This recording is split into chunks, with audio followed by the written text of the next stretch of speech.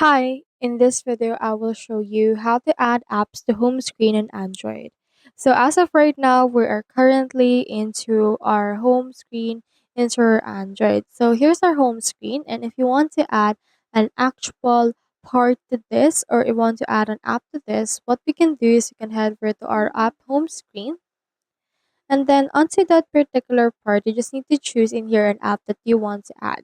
So on some cases you just need to long press it, and then you should be able to see in here and add the home screen. If you have other type of Android, you can just long press it and then input that right here into your home screen. So as you can see, it's as easy as that.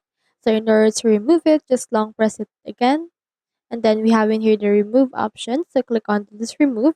And if you want, you can add more applications if you want as well. Like for example, let's add this. Then you can put it not on the last, but you can also rearrange it depending on which part you want it. So that's all there is today, and I hope this video helped you out.